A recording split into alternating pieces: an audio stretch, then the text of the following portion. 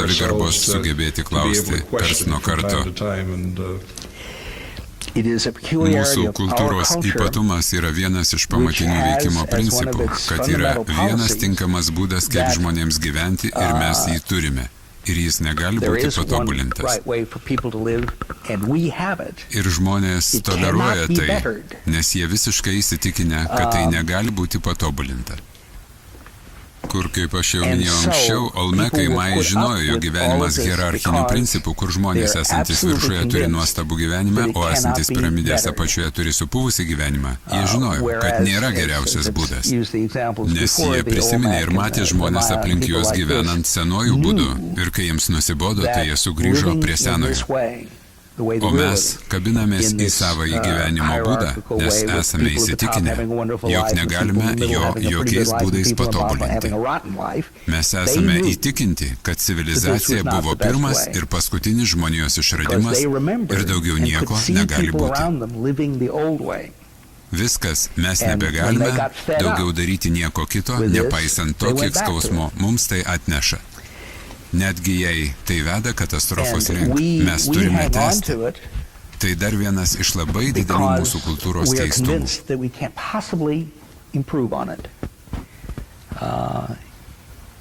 We are convinced that civilization was humanity's first and last invention. Cannot be another invention.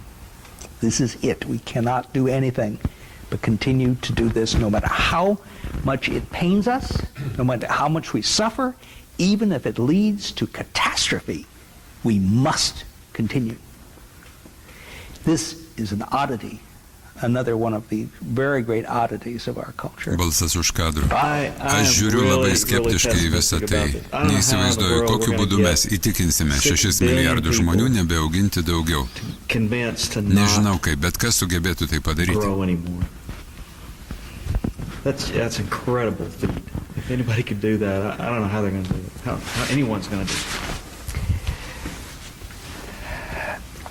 Aš apsėmiau tą keistą misiją paskleisti idėją, keičiančią žmonių protus. Ir viena iš priežasčių, kodėl žmonės nepagauna tos idėjos, yra ta, kad juos ji sukrečia kaip labai lėta. Ir galų gale aš prisėdau ir išsiaiškinau tai, apie ką kalbėjau popieriuje. Probably 2 million people have read Ishmael, we'll say 1 million. Ir šiuo metu greičiausiai 2 milijonai žmonių skaitė Izmaelį, sakykime 1 milijonas. Ir jei kiekvienas iš to milijono perduos, tai bent vienam žmogui, tai jau bus 2 milijonai.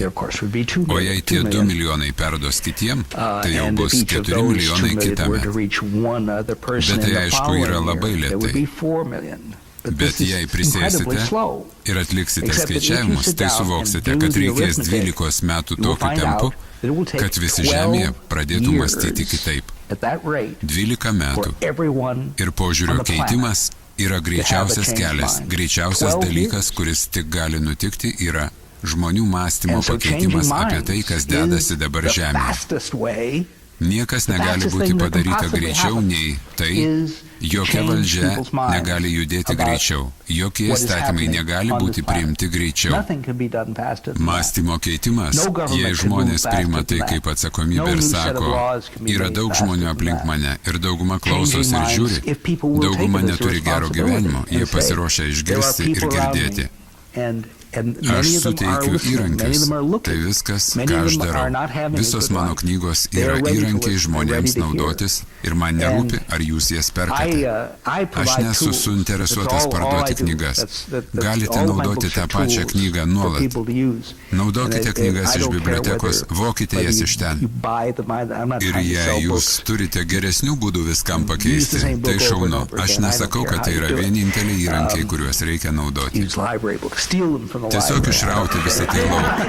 Nėra nieko svarbiau už tai. Ir sunku, kaip atrodo, bet tai gali įvykti, jei žmonės priims tai kaip atsakomybę. Ir žmonės tai daro. Tiesiog milžiniškas augimas mano idėjų šalininkų, kurios prasidėjo nuo nulio sausį 1992. Tiesiog skleidžiant žodį, kiekvienas žmogus pasakoja tai save supantiems ir tai auga kaip amalas. Aš žinau, kad tai gali įvykti labai greitai ir tai vyksta greitai.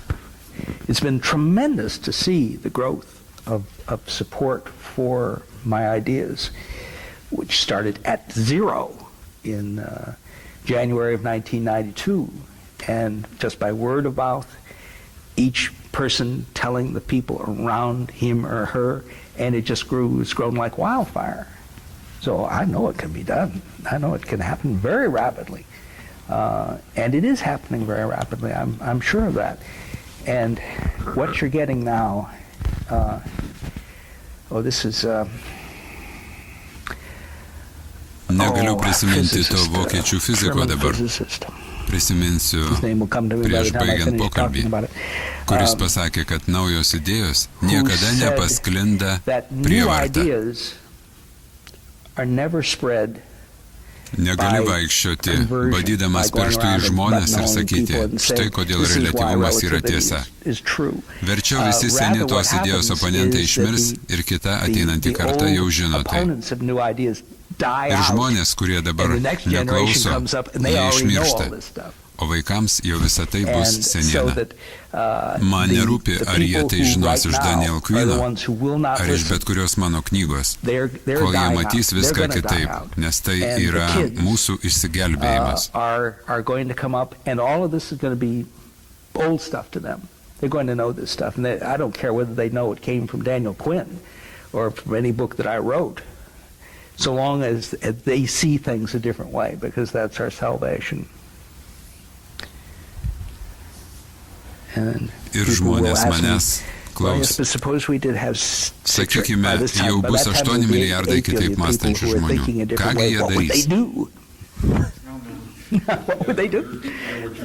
Balsas už kadro. Jie sukurs chaosą, nuvers pasaulio valdžią. Taip, ačiū Dievui. Ir šioje vietoje aš turiu pasakyti, kad jokia paradigma negali išpranašauti kitos paradigmos. Žmonės vienoje paradigmoje gali manyti, jog jie gali nusakyti sekančią, bet jie iš tikrųjų to negali. Kaip ir viduramžių žmonės negalėjo nusakyti renesanso. Manau, kad sakiau tai aname susitikime, bet galiu pasikartoti. Ir aš pasakysiu dar kartą, jei žmonė vis dar bus čia po 1000 metų, tai bus tik todėl, kad žmonės pradėjo mąstyti kitaip. O jei žmonės mąstys vis dar taip pat, tai po 1000 metų jų čia nebeliks. Aš nežinau, ką jie galvos, bet jie galvos kitaip. Aš žinau, kad jie žinos šitai. Jei žmonės gyvens po 1000 metų, tai bus akivaizdu kiekvienam. Niekas dėl to nesiginčys po 1000 metų, jei mes dar būsime čia po 1000 metų. Nes kitokiu atveju mūsų čia nebus.